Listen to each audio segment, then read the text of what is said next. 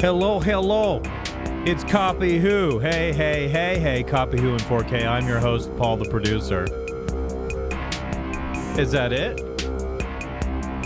What are you all doing with me today? Are you enjoying yourself yet? It's just about to begin.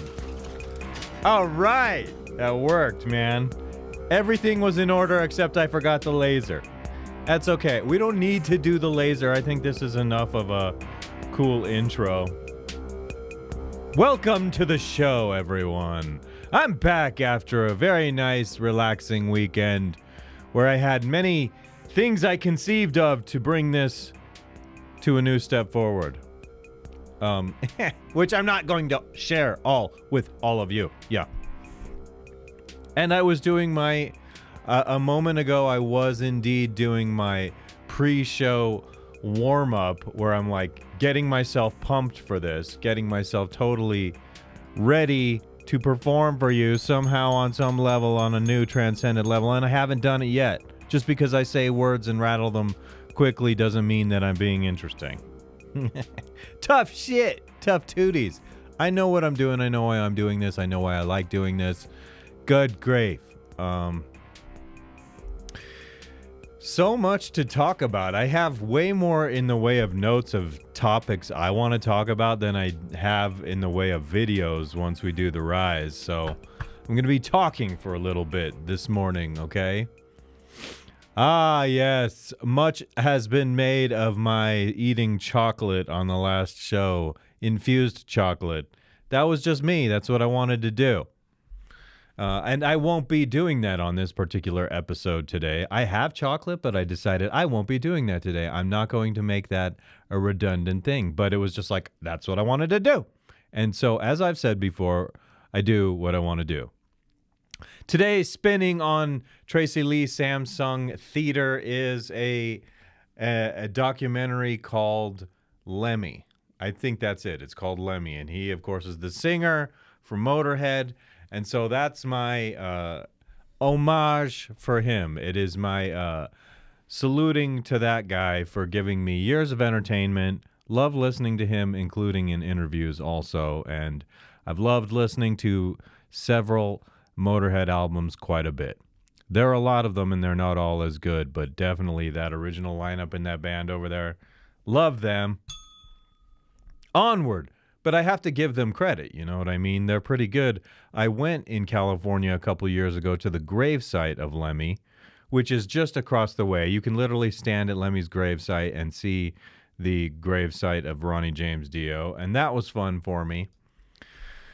What's going on?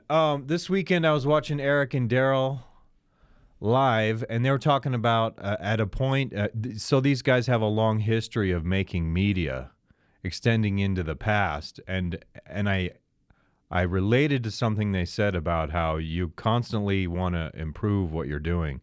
Even when I was younger and I started filming stuff regularly in the 90s with my little 8mm, I realized that I want to get better, but I didn't have the tools and I didn't have the monetary resources at the time to edit films, do films, and it was such in its infancy on computers back then that it was almost not worth it spending that much to not be able to do something. And there was no distribution method, so I can edit a video. What am I going to go be like, can I play it on the TV at your bar? There's not much you can do, but what I really related to what these guys were saying was that you realize you have these tools, you're doing something to the best of your ability, and this is the way I related it to this show here right now. I'm doing something to the best of my ability alone. So, like, this is what's all possible alone. Right now, this is a one-man show, a one-man produced show, which is pretty decent in my opinion. However, it helps so much when you bring other human beings into the fold, and I have all kinds of personal issues about bringing people into the fold here.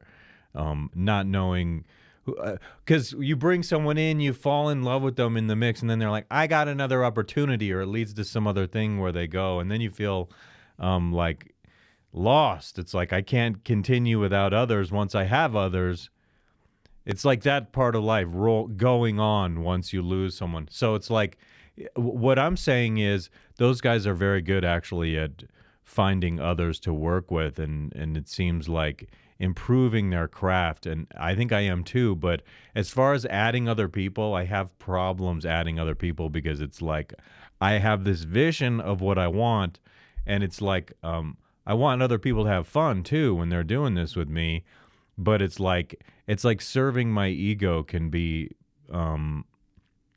since I am pretty much casting myself in the centerpiece role of this show, serving my ego can be demanding. It has to be someone who can jive with the fact that my beliefs are what they are and they're not changing for. So it's like you have to be able to tolerate me, and I'm not easy to tolerate. But what I really liked philosophically about what they're saying is for a long time, ever since I was in my young 20s, I got introduced to the idea of constant and never ending improvement. It's an acronym. I got it from a Tony Robbins book. Yes, I read a lot of personal development books. It's CANI, constant and never ending improvement. It just means that you are regularly on a path where you're constantly trying to grow, develop your skill by doing that little bit of work every single day that gives you the experience in that craft. And when I was younger at that age and stage, it started out on the guitar. Like I just realized, oh, I got a good teacher. I work at what he tells me to do each individual day.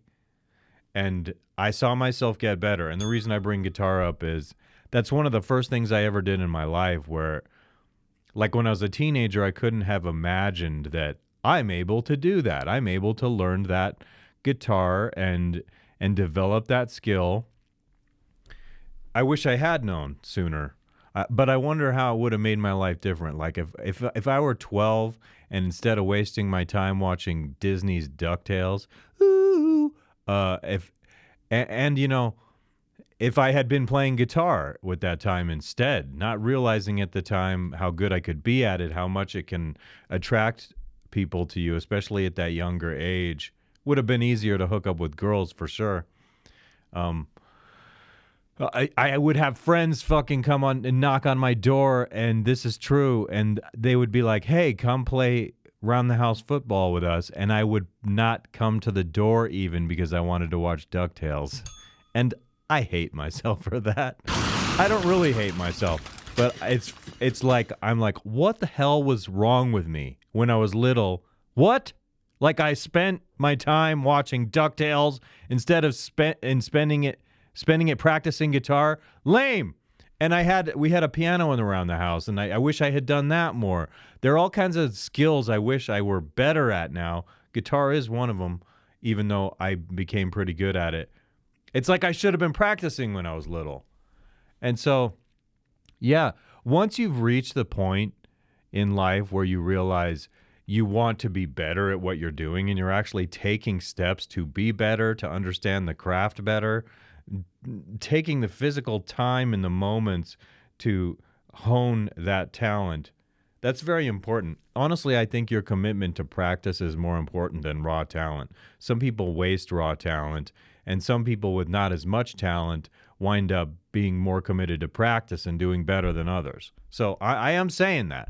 I think that is totally valid. On the group for Eric and Daryl, I noticed Eric posted a slick edit of me singing karaoke in Huntsville, Alabama. I was delighted to see that. And seriously, because I was just like, oh, okay.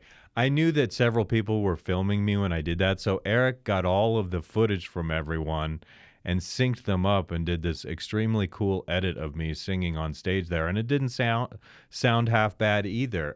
But there's this dude, Eddie, in their group who said, I'm nervous when I sing because I move my feet a lot. And I thought that was funny because I don't have a whiff of nervousness when I'm singing a song in karaoke that I am rehearsed with. And so it couldn't be more inaccurate that I was nervous. I'm so comfortable with that skill when I'm rehearsed. Like if you make me go up and sing a song I've never practiced, yeah, I'm not going to want to do that. Karaoke's so freaking weird anyway. Like, you have people who are dreadful at it that keep going up there and singing, and I think this is why. The reason people go up and do karaoke again and again when they stink at it is because you get that adrenaline rush. And you're like, whoa, you do get an adrenaline rush. It takes courage to go up there, even and especially if you suck. And so you go up there and you start singing and it's horrible. Then at the end of it, after you've really done a harm to people, I'm not trying to discourage anyone who might see this, by the way. Do it. If you like it, have fun. But anyway, you go up and you do a harm. You're like, House of the Rising Sun! Ah! And you sound about that good when you're singing it as well. And I'm not thinking of anyone specifically, even though I do have a particular individual in my mind. Just horrible singing. And so you wind up going up there. You get this adrenaline rush because it takes courage to get up in front of people and put yourself on the spot like that. And then at the end of all of it, what reinforces this mental illness people have singing karaoke when they're dreadful at it is people applaud. Why in the name of God are you applauding someone for sucking complete butt? Do you understand what I'm saying? So that's what happens. People get the adrenaline rush. They go up, they sing karaoke, and they have the adrenaline. They're like, wow. And you feel good when you're on adrenaline, even if you're sucking. And then, like, people applaud, and you get positive reinforcement.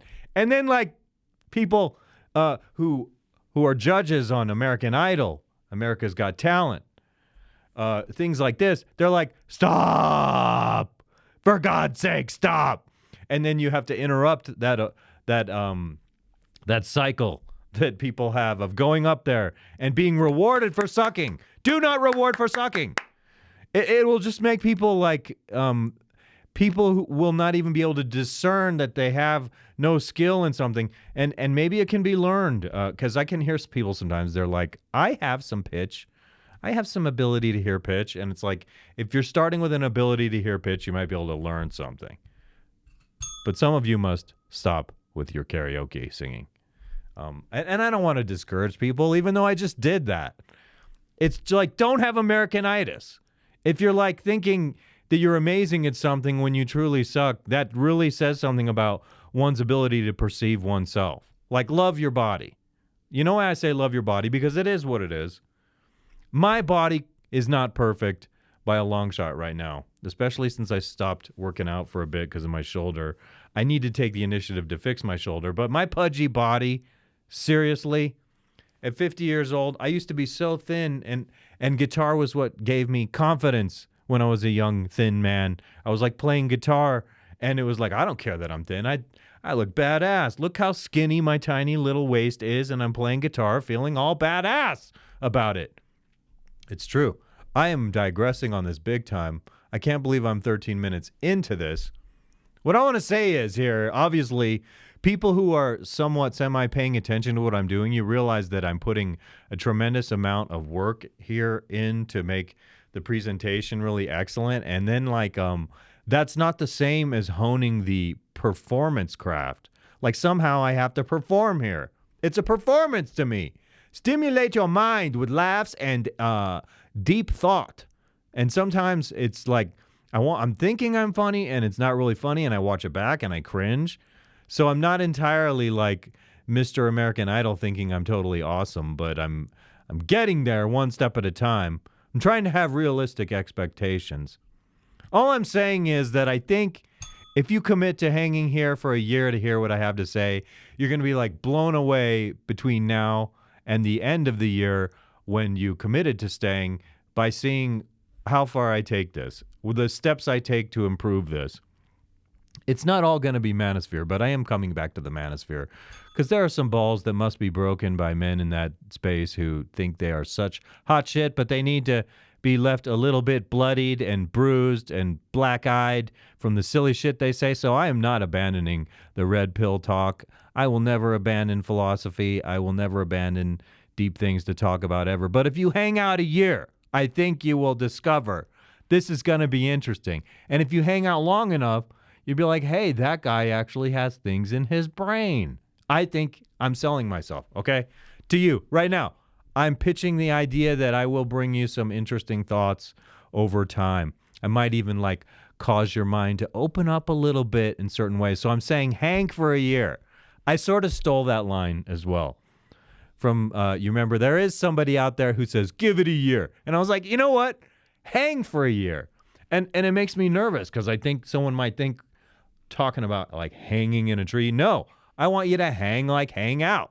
This is a hangout. You sit here and you spend some time with me. 3 times a week, an hour each time. You can combine all those into one. You can just listen to it when you're ironing at home. You can listen to it. You don't even... I should theoretically eventually get into separating the audio out from this, because when there's not a visual element, you could just as much listen on a podcast and be like, oh, okay. But the visual element is interesting, in my opinion. That's all part of this. It's all part of the art of production here. So hang for a year and you'll stay forever. This one sidelining. Let's go down. Oh. What shall we do? What we will do right now is just relax a little bit. Hi, everyone. I'm going to play that music in the background while I pour myself some agua. Some aguaísima. What does that mean? Aguaísima. That's a word I just made up. Aguaísima. And I am thirsty. Welcome to the show, people. It's gonna be you. I used to make my daughter laugh when she was much smaller by being a monkey. I don't know that I can do it now, though. Let me think. Something like that. That's for you, sweetheart. In a good, kind, and loving way. Okay, no need to mix that camera over there. It's just gratuitous anyway. So listen to the mellow melody back there. Thank you to Kevin MacLeod from Incompetech.com. All the lovely melody. I keep going back to that guy because he is full of so many different cool melodies. I love him.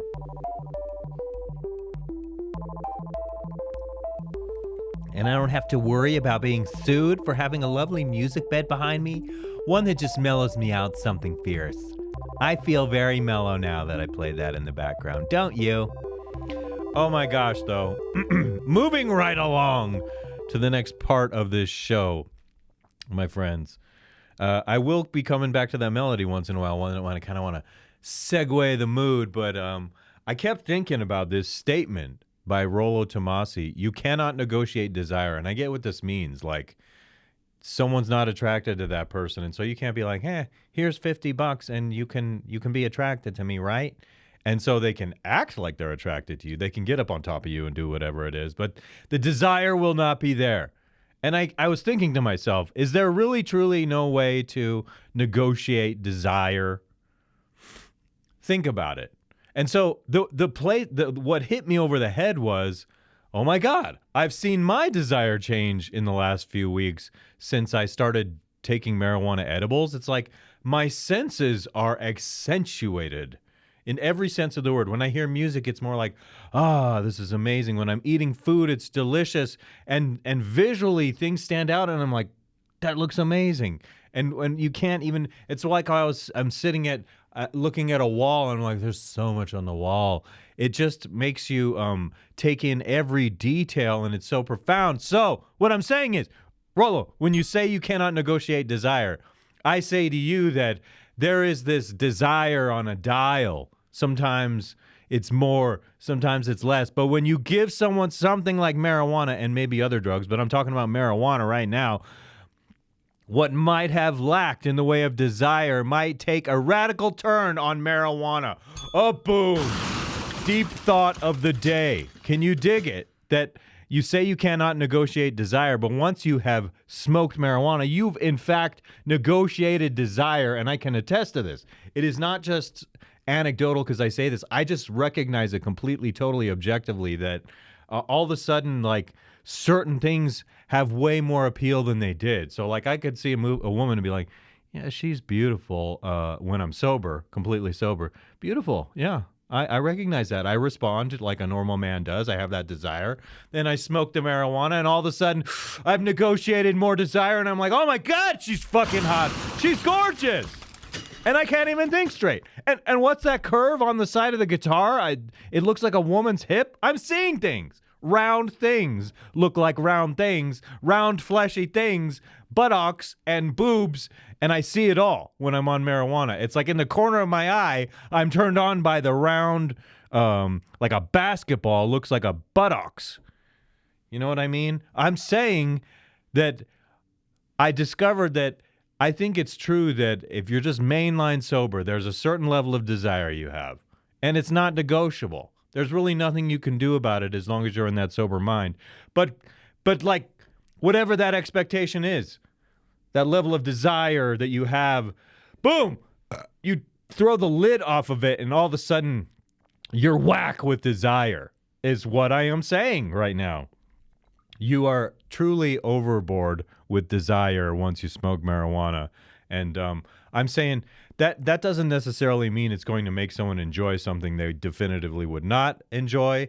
But if you have this level of enjoyment for something and it's true and it's real, it accentuates it. It is like a aphrodisiac. So as in the sense that there are drugs that are said to be aphrodisiacs that alter the mind and the state of the body, indeed wind up negotiating a different outcome for that which we call desire. Oh, my God. The way my mind works. Holy cow. Excuse me. I'm a little over the top with how cool I am for the way I'm thinking right now. I'm in a flow. Can we just say that I'm in a flow right now? It's functioning. It's working so well. It's like the bullet point, the spark that sets my mind on fire. Flaring. Satisfaction. Yes, indeed, satisfaction. And to segue into the next moment, dear goodness, I will ring the bell and I will take a sip before going on to my next topic. That was a good one, though. I think I'm really giving myself, an 8 or a 9 out of 10 on that one. Yes. By the way, if you want to negotiate your desire by smoking marijuana, just make sure you're an adult when you do it. I'm not encouraging any little kids to get involved in any drug use whatsoever. You know, you got to grow up before you start experimenting with serious things, especially before your mind is developed. Okay, end of that public service announcement. For those young children that this show might seep through and reach you, okay? So let's ring the bell and let's go on this next topic, okay? And it's a little bit scatological for today. You might notice once in a while I like to entertain topics of a scatological nature because they're funny. I like blue humor. I like blue humor, and I like hearing people make dirty jokes, duty jokes, poo jokes, poop, fecal matter, shit, body waste. Like jokes about all this stuff. Scatological, like it. So yesterday, this is not exactly... So what I don't necessarily want to do is to bring the imagery to you. I saw something yesterday. I thought I could take a picture of that, but I would never play it on here because it's too darn disgusting. But so I went into a public restroom, and a man left the toilet unflushed. So I'm always critical of men when they do that. I'm like, dude, really? Why would a man do that? I would never leave my mess, my pile there undealt with. Unless the toilet were broken and I had no choice. It's like, clean up after yourself. I even wipe the freaking toilet when I piss on it in public because I'm just considerate like that. So a man left the toilet unflushed, and if that's not bad enough, okay, first of all, it was in a church, and so I'm like, you got to be kidding me, really, in a church? And there was one more other detail which adds a great deal more contemplation I have about why a man would do this, but it was, are you prepared for this? The mess that he left was exceptionally bloodied. I'm not kidding. So it was a pile of shit that looked like mad blood. And I'm thinking, oh boy, someone's sick.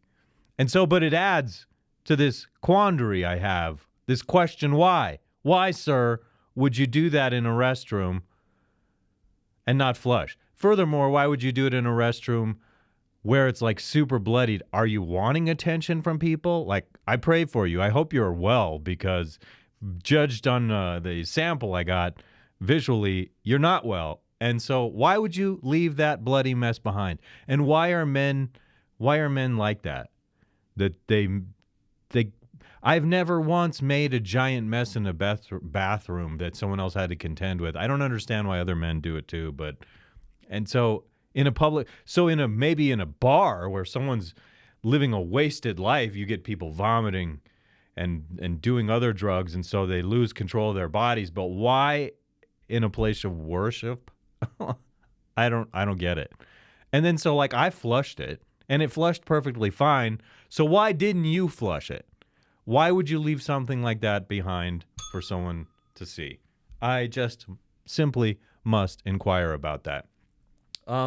This last topic here. So in the Kava bar, I have been just editing away. On Saturday, I was there, and for 4 hours straight, I was editing. I think I got up twice to pee. And then after I left, I was like, dude, I get so carried away when my face is in my computer doing something sometimes that I literally forget, and time goes by. And so you're sitting there on this countertop with your computer all bunched up like this, and I have to remember to get the hell up and move. And I feel like telling those guys, like, hey, if you see me here for an hour, and I have my earphones in and I'm at my computer like this, be like, hey, Paul, take a break. Like, I have to tell them that. So I was interrupted in what I was doing yesterday for a good cause. Greg, this dude, is like, hey, what do you think? He asked everyone at the bar, do you have suggestions for what we can do here to better the place? And I suggested bottles of water. You can get water, but I want like them to sell bottles, because that's how I like to roll. It's like, I want to buy a bottle of water. Anyway, so people said they would like them to have electrolytes. I thought that was a good idea. Extra outlets, because people sit around there with their computers and their devices and they want to charge and they want to be able to have access to power. And then I suggested robots. They probably thought I was joking. And I never clarified it with anything because I was stony. I had taken some THC edibles, and so I was listening, but I wasn't quite contributing very much. And as the discussion went on, I noted I modified this idea in my mind. I was like, fembots. I was like, you might as well make the robots look like feminine, because that sounds cool to me. But I didn't say that to anyone. It just went through my head. And I didn't say it out loud because I mean, like, when people don't know me and I say the strange things that I say, they get like, what's up with that? And so, yeah, strange things are on my mind all the time. And so I actually don't always blurt them out unless I'm on here. We've reached the point of the show, like the halfway point, where I really must get to the next very important part.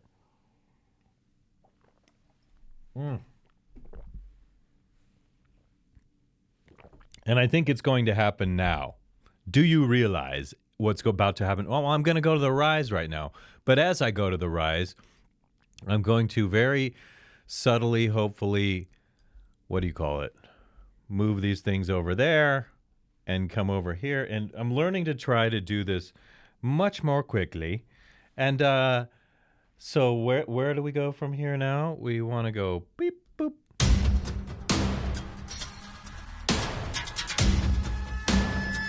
And ladies and gentlemen, let's watch as this TV comes up from the ground.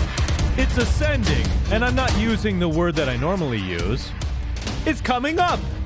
It's rising. I fucking said it. I wasn't going to say the word rise, and I said it. Blew that one. Could I possibly blow it any worse? Oh, yeah!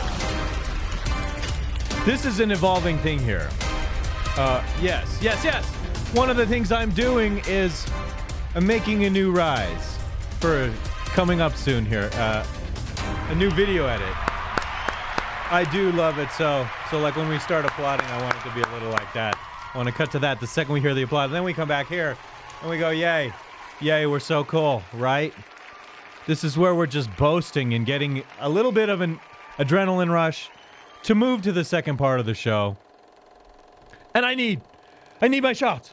Just freeze like this and act like I'm talking here. And keep it going. And a little bit from the front. And why? What? And I usually like to go to the sunglasses before. All right. And zoom. It's like zoom. Okay, let's put the sunglasses on. See, without eye makeup, it does not look good. Like, we have a couple silly things to look at before we get real. And what I mean by real is I have a couple longer form videos I want to comment on. But this is actually, what this is here is just something brilliant. And I want to pause it. I'm going to reload it and pause it. Reload and pause. My impression of it was immediately like, oh, this is kind of brilliant in its own way, and so I want to bring it over and show it to you. It's like this comedian named Frank Caliendo, who is like an impression comedian extraordinaire, like better than anyone ever. And so what we have here is a clip of him doing an impression of all the characters on Seinfeld. Not Elaine, but so let's watch this really quick, shall we? Jerry!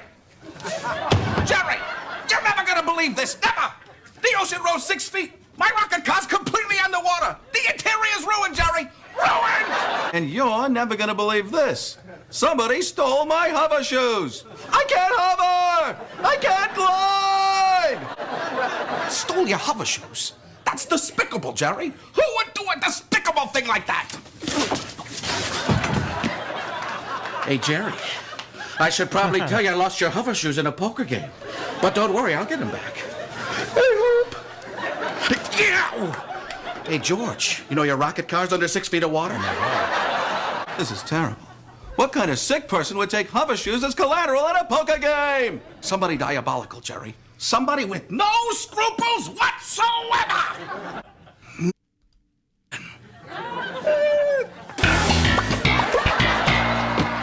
Hello, Jerry. Hello, Newman. This is It would ridiculous. seem that the cat has swallowed the canary's dancing shoes, wouldn't it?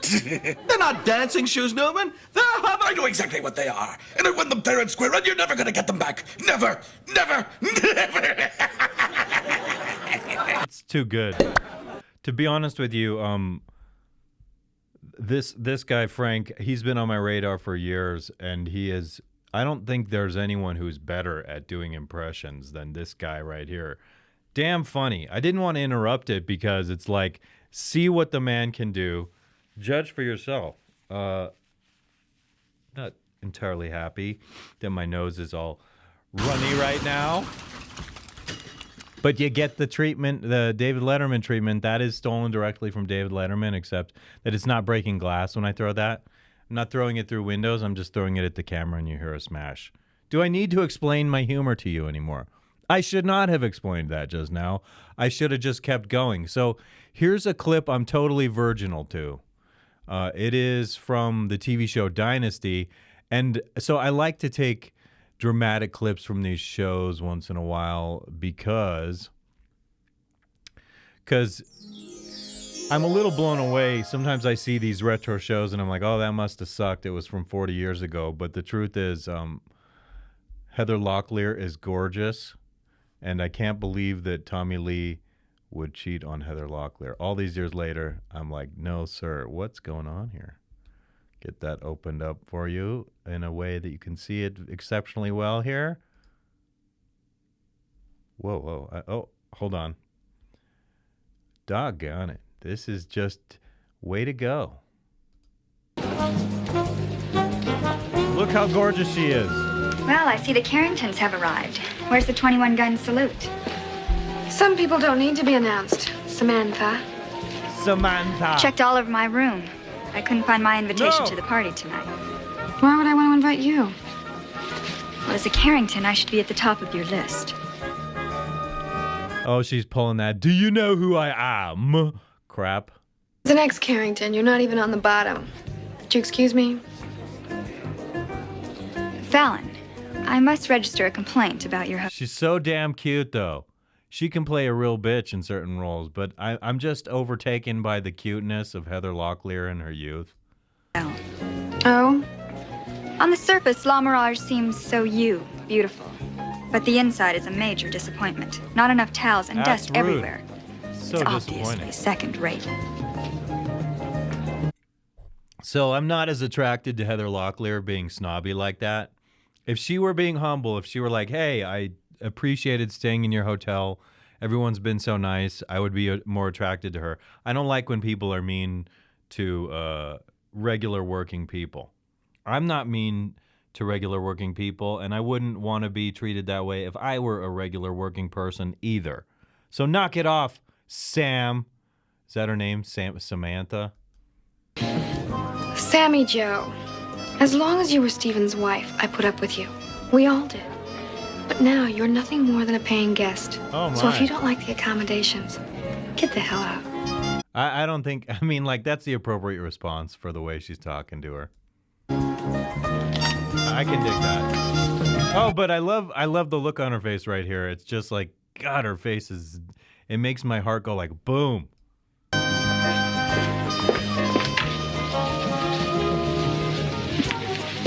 Send up a magnum of your best champagne to my room. Yes, Mrs. Carrington. And a grilled ham and cheese.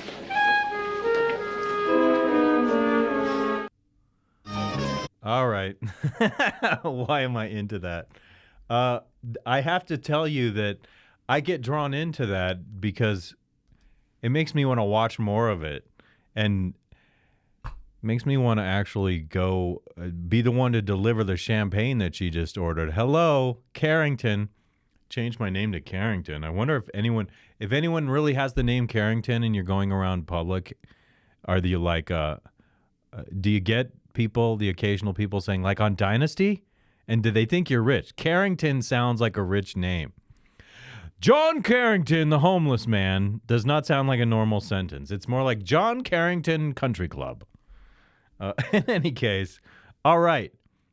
Where are we time-wise? We have 23 minutes left, and we have a video from, oh, my very favorite man in the world, Jordan Peterson. I'm stealing his video from his page, and I'm going to do commentary about this video on Jordan Peterson's page. You must deal with it. If you don't like it, it's just really your problem. We're going to just listen, see what he says. If I have anything interesting to say, I will be jumping in on this one. One of the things. You must inspire me right now, and I will make a quick mental note on here for me to listen back. I might be getting a pair of these, what are they, Apple Pod Pros you put in your ears, these things here. I don't want to have Bluetooth scanning my brain. However, I want to get rid of these cables here, and if those were able to monitor what I'm doing here in real time in a normal way, I would like to have a pair of those. I saw Daryl using them this weekend during their live show, and I thought, if there's no delay between the signal, if the signal gets to the headphones soon enough, I would like to try to hook those to this board and see what comes of it. I'm inspired, and so I had to remind myself to say that right now.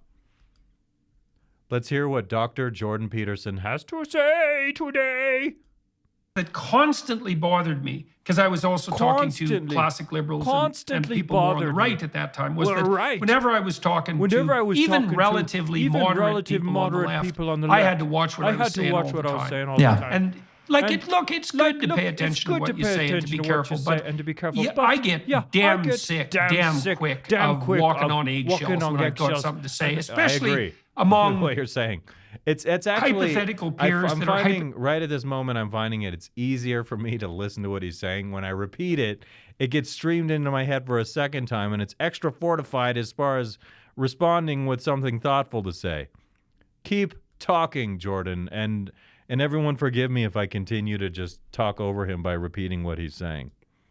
working to solve a problem. It's like, I just want to say what I think. I just want to say what I think. And if you find that, if that's going to disrupt our personal relationships, maybe I don't want to be around you. Maybe I don't want to be around you because it's just too damn annoying. One of the things I have found, it's been a very big surprise to me that I've ended up as a conservative spokesperson. I am not a conservative person. I am not a conservative person. I'm very high in trade very openness. high trade. Although I've learned to be a traditionalist. What you're saying. That was hard. Damn it, Jordan! Speak more loudly so that when I repeat after you, I can hear what you're saying over what I'm saying, repeating after you. You understand what I'm saying? Speak more loudly. I partly learned that because I learned that most social science interventions go dreadfully wrong. I really learned about the iron law of unintended. I would love to hear him say more on that topic, joking aside, because I actually agree. Consequences. Yes. But one of the things that has happened. He's looking pretty good. If this is recent, he's looking pretty healthy because I know he's had some health issues. And lucky bastard, everyone with health issues that has hair is better off than any bald man. Is that I found it way easier to talk to even fundamentalist, conservative Christian traditionalists than radicals on the left. There's no comparison. And that's a very strange thing. It's not what I expected at all. And I think that is really where we've seen the flip. I mean, for all of the excess. Dude on the right, I don't know who you are, but your microphone, you need to put some studio padding in that room because it just sounds too echoey. Just take my word for it. Do as I say and your show will be better. And don't whine and bitch and moan at what I'm saying. Just do it. And problems. I'm, a critic of kind of 1960s, but, they were authentic, they were committed, they had kind of open expression, they were trying to push boundaries. And you kind of flip this on its head. Once the left took institutional control, it is the most restrictive, the most limited, the most restrained, the most punishing orthodoxy. And then you get this point to the point where you have now hundreds of thousands. And I want to add hypocritical too, because you can't be so... There's so much hypocrisy in being so outspoken about tolerance and acceptance, but then you don't accept shit. So it really is like, honestly, I think people who still love sinners but hate the sin are more loving than people on the left who just reject for not agreeing with whatever the hell it is they want you to go along with. Of kind of DEI agents, left-wing bureaucrats, enforcers of the orthodoxy, and they just repeat the same 10 points. I've done reporting for... I clicked this for Jordan Peterson. Who are you talking to Jordan Peterson? I want to hear what Jordan has to say. A few years on critical race theory, gender ideology. They inherit kind of 10 ideas, they dumb them down, they pass them through a bureaucratic, euphemistic filter. And they're like decentralized propaganda agents from Soviet times. It's like this it's true what Stranger to Me is saying right now. Like what we're going through feels like some Soviet stuff. And there's this contingent of society that's carrying on with free speech as we've known it growing up here in the United States. I'm 49. And this new direction it's going, well, everyone has to be nice on the internet. You can't be insulting. And it's like, I think free speech matters more to a free people and to democracy than getting rid of it. You don't want to get rid of it. Like, you can't maintain democracy without people being free to speak alternate ideas and speak truth to power. If you're in a position where the people in power want to just determine what is true, fuck it. I'm moving on.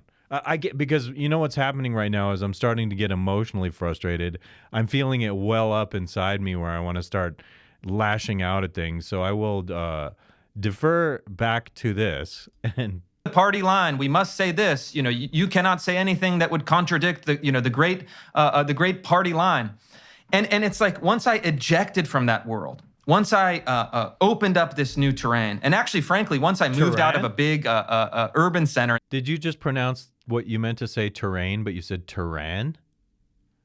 Oh, well. Seattle, and moved out to a smaller town. it's like this is where a kind of actual free thinking, actual the feeling of freedom, the feeling of intellectual possibility. And I think one of the reasons that my work has been successful is because I've been kind of liberated from that stifling orthodoxy, that cultural milieu, that institutional pattern. And then, I see all of these folks attacking me. You can't say this, you can't do this. You have coming up here. Having a free tongue, man. Well, it's also very perverse temperamentally, because I looked a lot at what predicted political viewpoints from the temperamental and cognitive front, because if you're looking at... Oh my God. I might have to let this go because I'm not feeling inspired by the topical matter here at this given moment. Individual differences in people's behavior at the psychological level, you look at general cognitive ability and you look at personality. Those are very good, powerful, reliable, valid predictors of individual difference in such things as opinion. And I'm gonna die. The biggest predictor of liberal left belief is trait openness, which is the creativity dimension. And which is why, for example, leftist ideas are rife in places like Hollywood. But what's so bloody I'm perverse not even about following this is here. that people who are high in openness, first of all they really have to offer is the fact that they can think 10 different things at the same time. What does that mean, though? They're in openness? Can you define openness? What do you mean by that? Freedom of movement. That's especially true with regards to artists. That's all they have. And then what you see on the left is this stifling orthodoxy that makes art dull and predictable. It reduces everything to these 10 axioms, and that seems to fly completely in the face of what open people, creative people, would truly want. And so I'm still puzzling through that. I can't understand. So I think what I'm just getting in my mind right now is the creative person will go to great lengths to create something extraordinary, like the Vatican or whatever. Creative people like doing the very best human beings can do, and then somebody who's not really a creative person, and they're probably more self-absorbed, will take something like a toilet and scribble something on it like slut and put it in a museum and be like, that's my art. They don't go to any length. And then okay, you can question philosophically what the meaning of art is. And this is my interpretation of what he's saying. I may be way off base because I'm having trouble following what some of these guys are saying right now. I should not do these videos virginal, although sometimes I'll get a neat reaction out of it. But what we're really talking about here is simpletons like flagellate their ego to the max over doing things that are really not special. And special people, you can tell, like Michelangelo art compared to Mr. I put a toilet in a museum. Obviously, there's a big difference between skill level and creativity that I would much rather be the Michelangelo than the toilet guy. Who's the toilet guy? I think a lot of people have taken the toilet art route. I don't know that I want to keep doing this. I'm at 47 right now. Let's go like Jordan here and see if we can. I want to see if I can put this on my screen and go like this. What's he looking at? I want to make sure. I want to go like this. What? Okay. Anything for a laugh. Anything for spontaneous. I don't even know if that worked in the frame, but we'll know later. Like he's looking up like that, and I'm just following his lead. Cutting out on you now, Jordan. That video did not inspire me that much, and I don't know. I'll have to review it back to see, because I am not cutting and clipping stuff out that is not compelling. Like the clip channel will have the best of the best, the creme de la creme. You really want to follow me and see some clips right now. Where I'm most prolific adding clips is, I'm asking you, if you guys make it through this and you're listening to me right now, follow me, Copy Who, on Instagram. I think my handle is just Copy Who on there. Nothing else. And so, like, no spaces, Copy Who is what it is on Instagram. Follow me there and you will see clips of the show that I cut out when I'm at the Kava bar. And last but not least, the very last clip I have for us today, which I'll have to stretch out the interesting Theo Vaughn went on to Joe Rogan, and I just assumed these guys were having a good conversation. And honestly, I did a lot more work for the show today. Rather than being out there looking at videos, I just was more writing topics down that I wanted to discuss. And so I don't want to completely rely on going to videos and commenting on videos, but certainly I want to be able to comment on certain videos. Not to sound redundant, but in fact, mistakenly, accidentally sounding far too redundant in what I just said. So, Theo Vaughn, begin by speaking now. A lot of ghost stuff. Like, I grew up in Louisiana, right? And so ghosts and stuff was a big part of the history, you know, especially in the South. You know, I think... what do you think a ghost is? A ghost? Probably just some busybody that just didn't get all their stuff done. Ooh, That's they not were lazy when they were alive, so they hang around. A busybody. That's not... When I heard that question, I was like, okay, what would I say if someone said to me, what is a ghost? And so I started thinking, well, it's a spiritual being that exists. It has a being, it has an essence, it might have an ego, and it exists independent of a physical form or physical body in the corporeal world. And it lives on out, and it's not in a body. And so as I think that, I'm thinking, is that even possible? So it's the long-term mind-body argument that philosophers have been talking about forever. What is a ghost? Because you could say that, so if a person has a soul, you think that their soul goes on living after they're dead. And so if the ghost of that person is in your presence, then it means the spirit of that person is in your presence. And it's a comforting thought if you don't want to think that your loved one is dead forever. And it really is. This is one of the annoying mysteries of life to me, is like all this special wonder. Can you believe all this is possible? Even the fact that I'm talking to you right now is extraordinary. What I'm able to build here, what I'm able to do here. And then we're extraordinary individuals. So many people are. And then you don't want to think that they're just gone after they existed here. They have such a deep meaning in our lives. So you want to imagine that there's a such thing as a ghost. So a ghost may not be a spirit form or a thing that really exists, but it's an idea that comforts people. And it also might, like the idea of a ghost living on, it might haunt people because you can't get over feelings of guilt for bad things that have happened, tragedy or whatever. But the idea of a ghost is also maybe to be thought of as a psychological comforting mechanism, that when your loved one goes, you want to be comforted by the thought that they're still there, that they're looking over you, that somehow they may even have like a connection to infinite divinity, infinite intelligence, where they have some kind of metaphysical input on your well-being, like, hey, God, help this guy out. And I'm not saying go pray to your spirit, your mother's spirit, pray to your mother's spirit to pray for you. No, just go directly to the source if you're going to pray. But I'm just saying that it's comforting knowing some ghost might be there ongoing after someone you love passes away, including the dog, including anything you really have love for. But it can be a nightmare if you think that something evil lives on in a spirit form. So visions of Hitler in hell are coming to mind right now, peeking his head out behind the door to hell. And I am stealing that from South Park a little bit as I say that right now. That idea did not come to me entirely from me. Where am I time-wise? Okay. Afterlife. You know what it's like?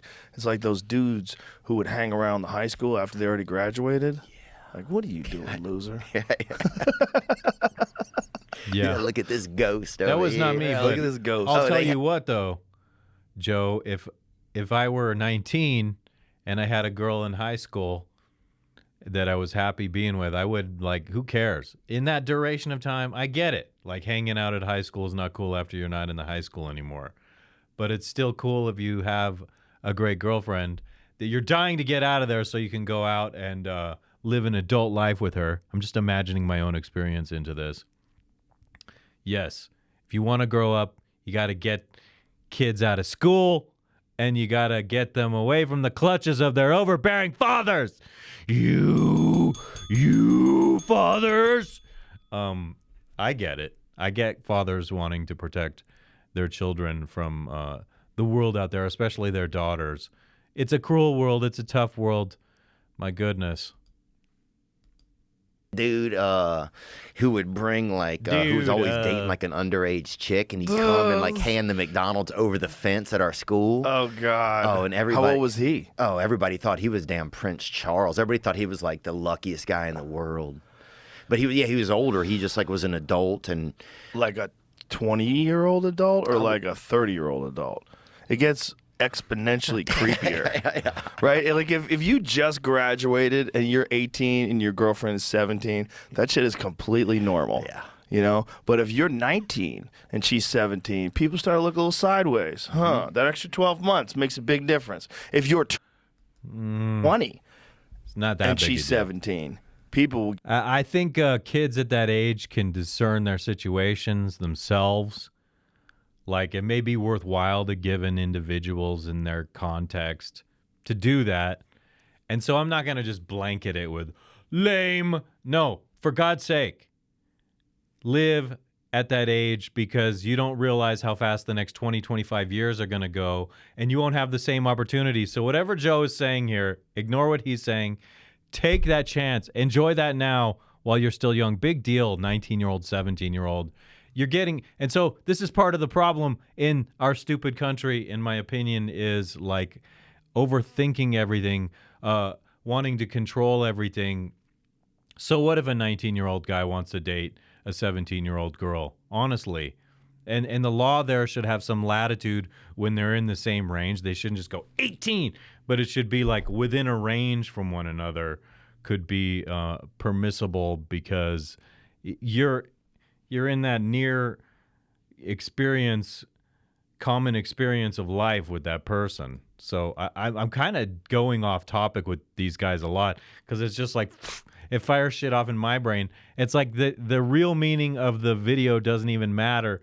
I've gotten 1:21 seconds in it, and it's like I don't know what the hell else to say. very upset with you. Even in places where it's legal, where it is legal in a few places, which is kind of weird. yeah. And if But you I was are, just saying it's not that weird that it's legal, because 1917, it's a natural state, and that's why I'm saying the law should maybe take it into consideration in a range of time.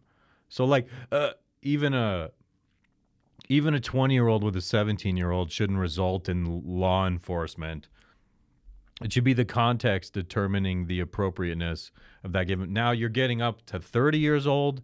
Suddenly it's like, you're not in that range. And 25, it's questionable whether it's in a comfortable range.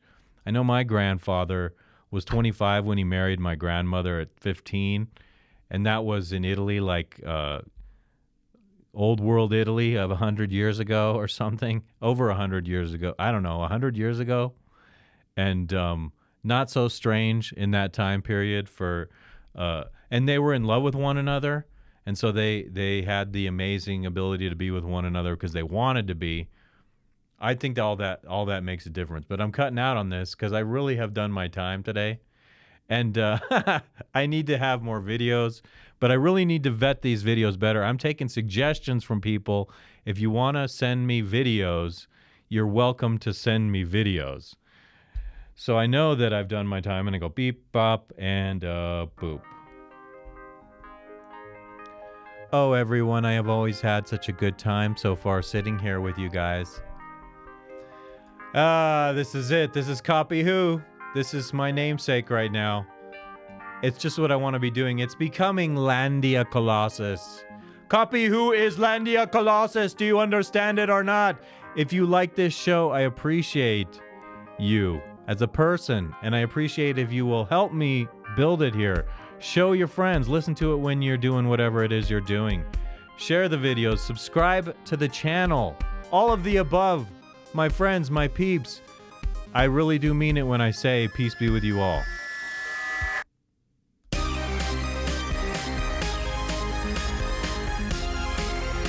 Landia Colossus. Copy Who is Landia Colossus. A product of Landia Colossus. It is Landia Colossus.